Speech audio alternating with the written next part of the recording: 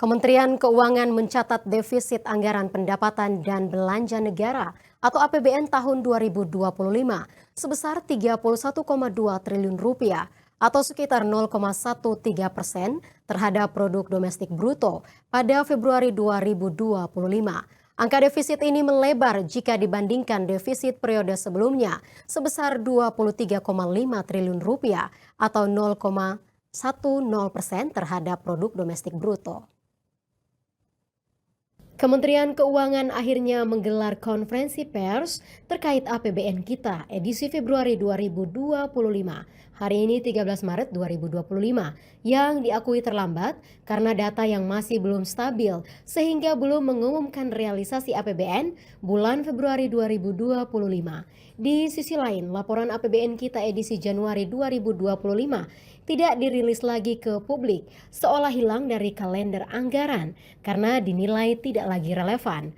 Padahal laporan APBN bulan Januari 2025 sempat muncul di situs resmi Kementerian Keuangan, namun kini tidak lagi tersedia. Selain itu, dalam konferensi pers APBN kita edisi Februari 2025, Sri Mulyani memilih tidak memerinci faktor-faktor yang membuat data APBN Januari 2025 belum stabil. Ia hanya menyinggung terkait perkembangan belanja dan pelaksanaan Inpres nomor 1 tahun 2025. Banyak pertanyaan dari teman-teman media, kenapa waktu itu bulan Februari tidak dilakukan untuk bulan Januari. Mungkin untuk menjelaskan beberapa hal yang memang terkait pelaksanaan APBN di awal tahun, yang kita melihat datanya masih sangat belum stabil karena berbagai faktor. Nanti dari teman-teman baik dari sisi belanja, Pak Wamenswa akan menjelaskan perkembangan dari belanja dan pelaksanaan dari Inpres 1 tahun 2025. Kemudian juga dari pendapatan, nanti Pak Anggito juga bisa menjelaskan mengenai beberapa hal yang menyangkut perkembangan pendapatan negara. Dan juga dari sisi pembiayaan, Pak Tommy nanti menjelaskan mengenai berbagai hal yang terjadi di below the line. Ini semuanya kemudian kita pertimbangkan untuk kita menunggu sampai data cukup stabil sehingga kami bisa memberikan suatu laporan mengenai pelaksanaan APBN kita 2025 dengan dasar yang jauh lebih bisa stabil dan diperbandingkan, mungkin kalau istilahnya mangga dengan mangga bandingnya. Sehingga tidak terjadi kemungkinan terjadinya salah interpretasi.